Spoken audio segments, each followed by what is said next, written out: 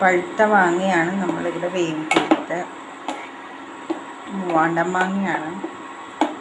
ഞാനിന്നൊരു special ഫുഡാണ് ഉണ്ടാക്കുന്നത്.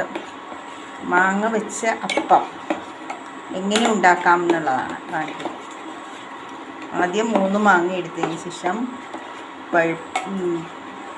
വേവിക്കുക. അരിഞ്ഞ് വേവിച്ച് വെള്ളം വറ്റുന്ന രീതിയിൽ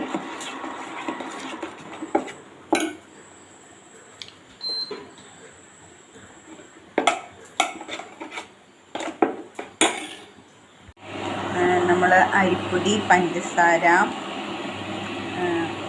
ഇതെല്ലാം ഇട്ട് കുഴയ്ക്കുക. നന്നായിട്ട് മിക്സാകണ വരെ കുഴയ്ക്കുക. ഞാൻ 1/2 ഗ്ലാസ് പൊടിയാണ് എടുത്തത്. 1/2 ഗ്ലാസ് പൊടിയെടുത്ത് കുറച്ച് തേങ്ങ ചിരണ്ടിയതും കൂടി ഇതിലേക്ക് ആഡ് ചെയ്യണം.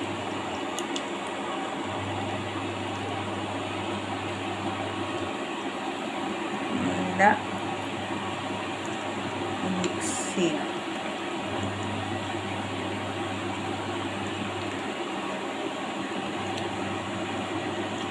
ആറ് ടേബിൾ സ്പൂൺ പഞ്ചസാരയാണ് ഇട്ടേക്കണത്. മാങ്ങയ്ക്ക് മധുരമുള്ളത് കാരണം പിന്നെ ഷുഗർ പേഷ്യൻസിനൊക്കെ കഴിക്കാനായിട്ടുള്ള രീതിയിലാണ് ഞാൻ ഉണ്ടാക്കുന്നത്. മധുരം കുറച്ച്, മാങ്ങയ്ക്ക് മധുരമുള്ളത് കാരണം കൊണ്ടിട്ട്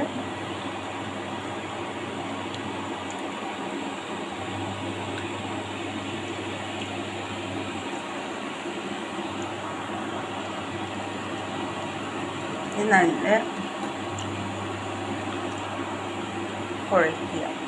മിക്സ് ചെയ്ത് വെച്ചതിന് ശേഷം ഒരു 1 മണിക്കൂർ കഴിഞ്ഞതിന് ശേഷം നമ്മൾ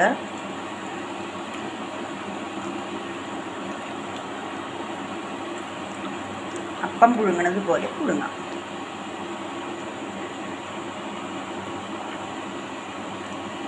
നാരുണ്ടാവും. നാര് കൂടിയ ഭക്ഷണം കഴിക്കണമെന്നാണല്ലോ എല്ലാവരും പറയണത്.